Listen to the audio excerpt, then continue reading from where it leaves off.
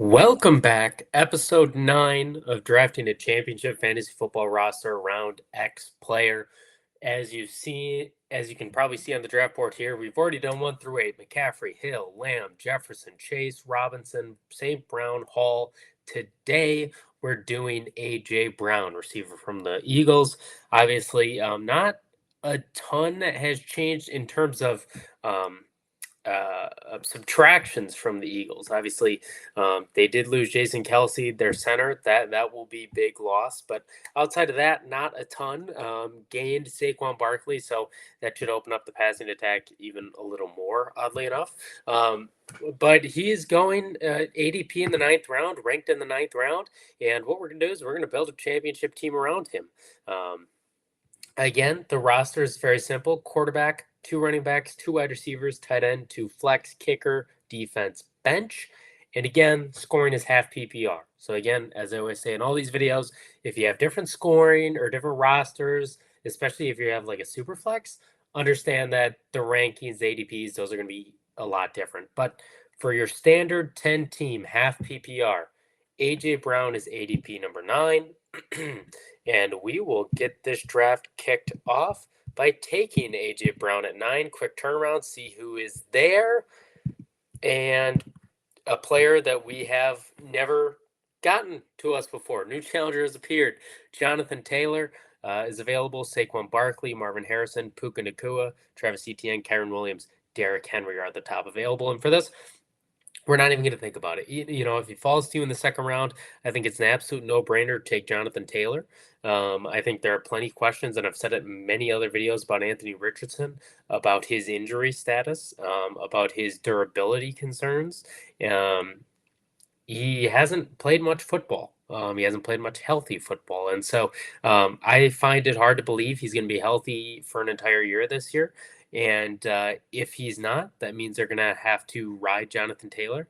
Even if he is, they're going to ride Jonathan Taylor. So he's a very good foolproof solution there. And again, if you take A.J. Brown at number 9, guess what? You're going to need a running back. You're going to get an elite wide receiver.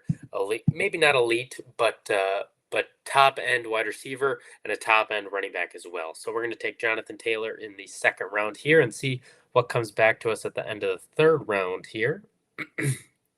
Looks like nothing too crazy so far. And here we are in the 3rd. And we have a board that's looking like Mike Evans, Sam Laporta, Jalen Hurts, Patrick Mahomes, Nico Collins, Stephon Diggs, Jalen Waddle. Lamar Jackson or Rashad White a little lower. So for me here, I think the pick is very easy. I think the pick is Mike Evans. He has had 1,000 receiving yards every single year he's been in the NFL. His worst PPR finish was 22, and that's in the year, obviously, you're seeing only 3 touchdowns, still over 1,200 receiving yards. Dude's an absolute monster. He's got Baker Mayfield as his quarterback. You know he's going to be slinging the rock again. You know he's going to be getting go fades in the end zone. Are those the best pass to be thrown? Maybe not, but we know what Mike Evans is. He's obviously getting a little older, but he's still only 31. Not seeing any signs of the wheels falling off yet. He's pretty durable. And you have A.J. Brown. And A.J. Brown, he can kind of be boomer bust. Obviously, if you look at his game logs from 2023, he had some issues here. 79 yards and 29. Had a good little run here, but then 66, 8, and 37 yards. Good run here, 56. Then he had 80, but then 53 and 9. Obviously, those last 2 are after the fantasy playoffs is usually over, but point still stands. A.J. Brown, he's a very good receiver. I'm not going to say he's not, but he's a little more boomer bust than you'd like for him to be. So I think having a surefire thing like Mike Evans, I think that's a great pick, and that's why we're going to take him in the 3rd round. Quick turnaround. Who do we get in the 4th? And we have the quarterback still here, Hurts, Mahomes, Lamar.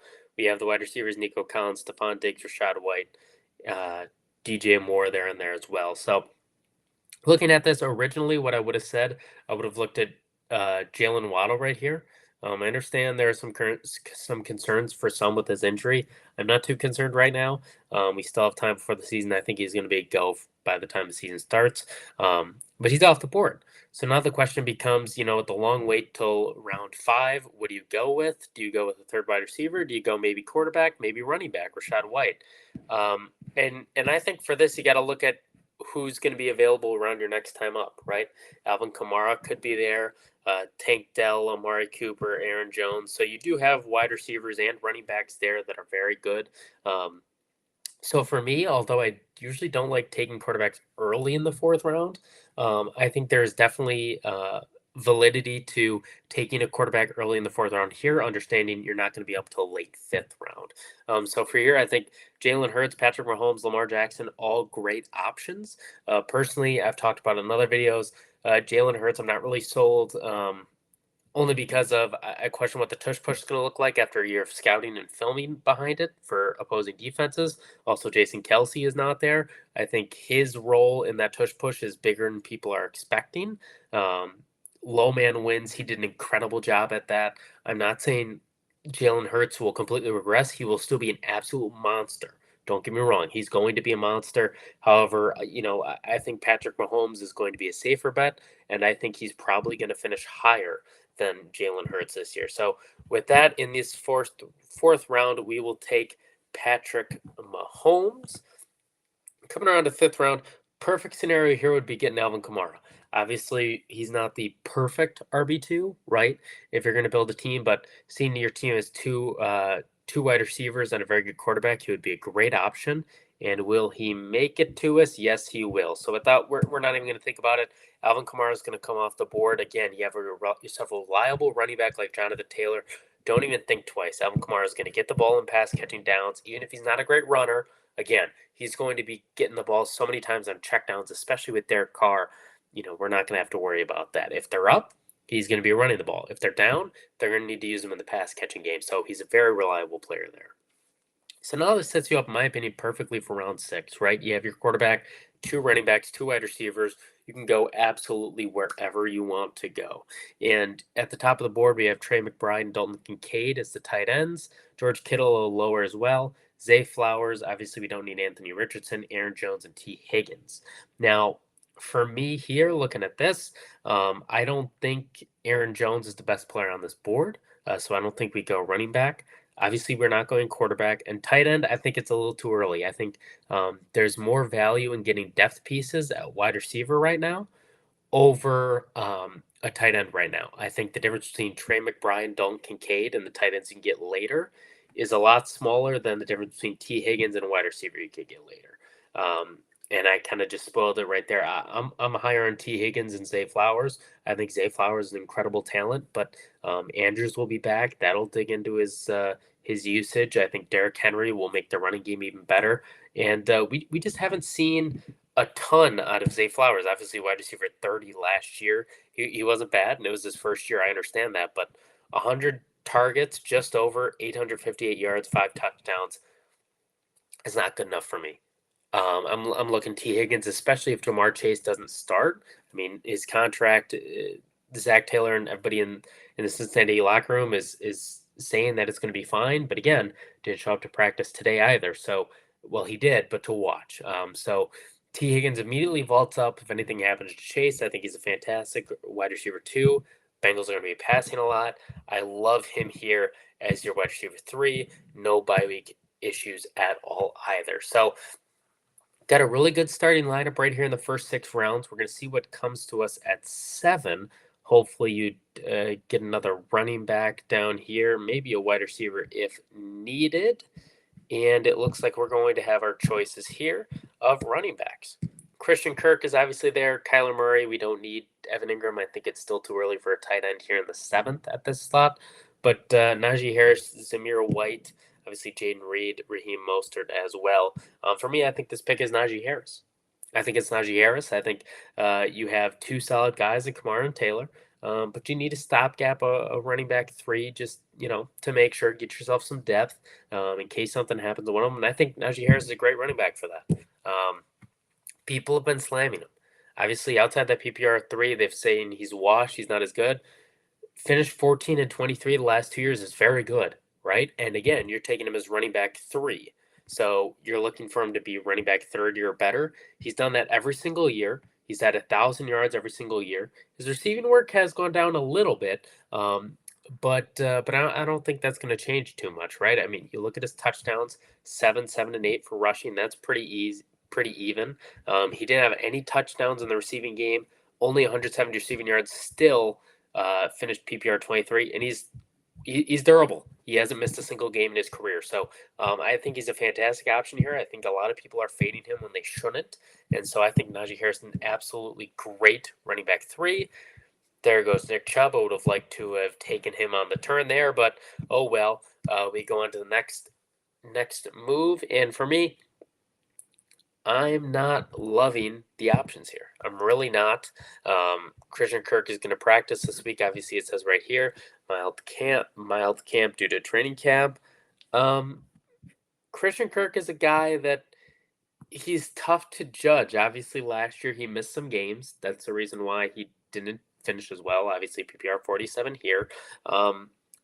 But he has been good the 2 years before that. It's just a matter of whether he stays on the field. I think he's a fine wide receiver 4 here.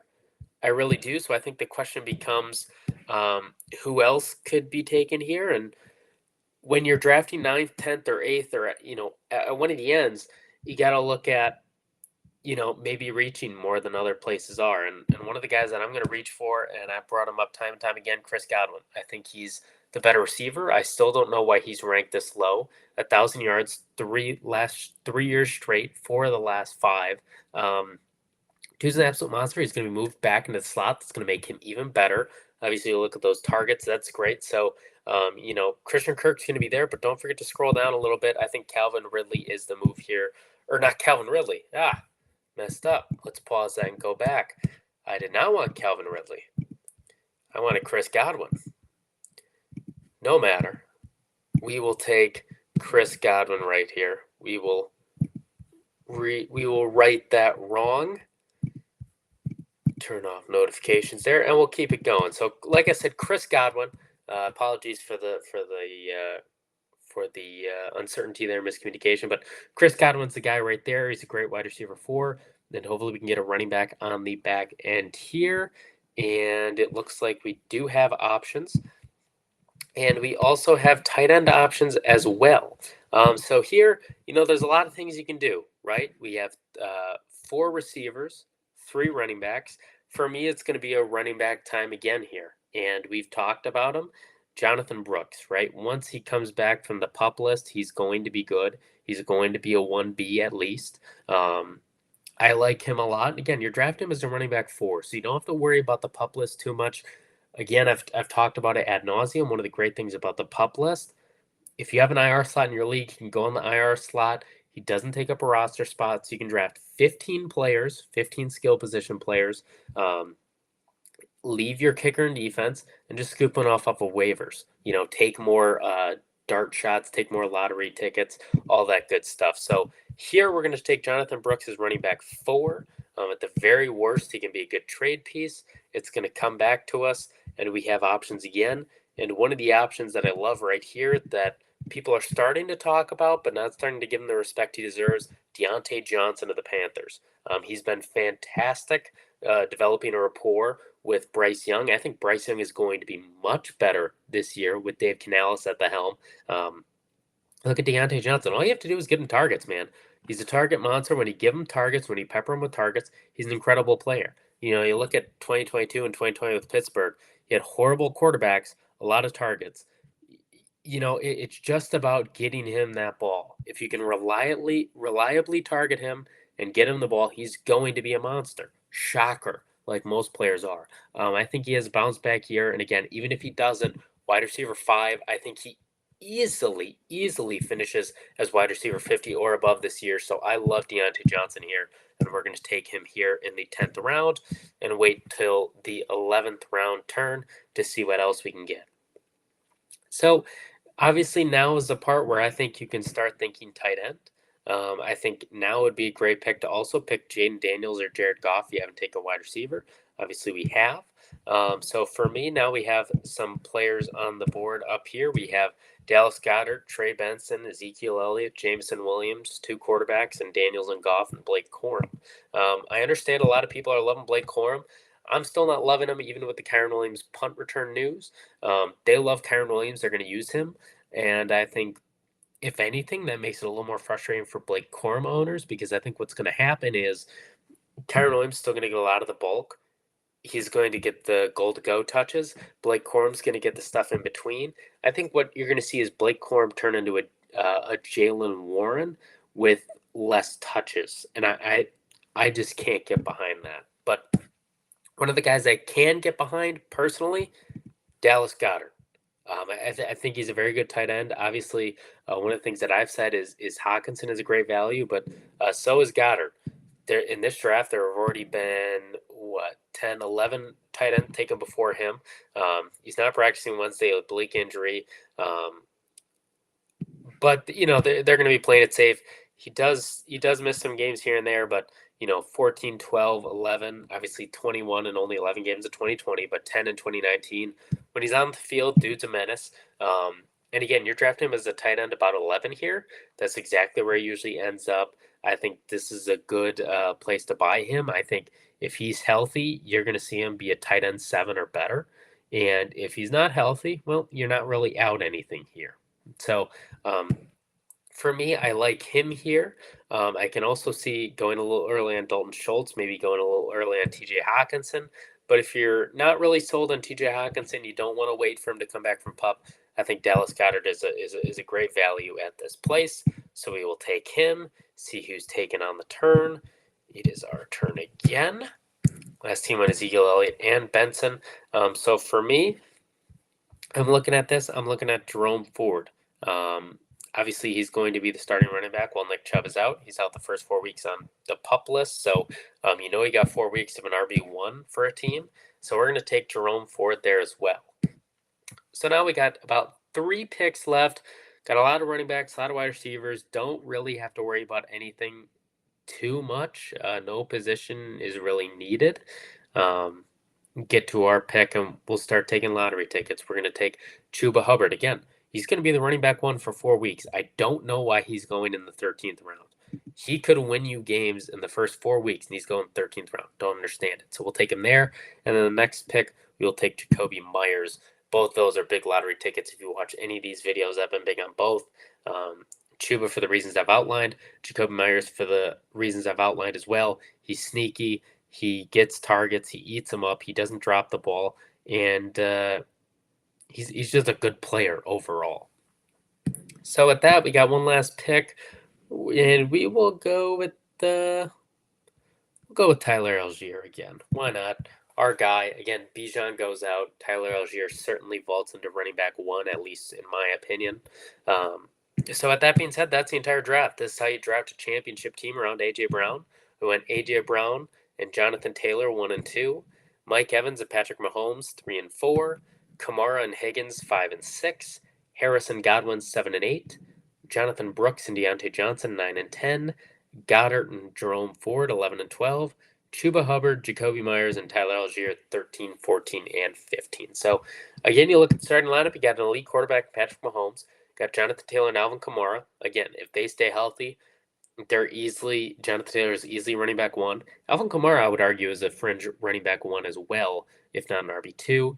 AJ Brown, wide receiver 1. Mike Evans, again, fringe wide receiver 1, wide receiver 2. Dallas Goedert, he's an under the radar tight end for you. I think he's a solid placement there.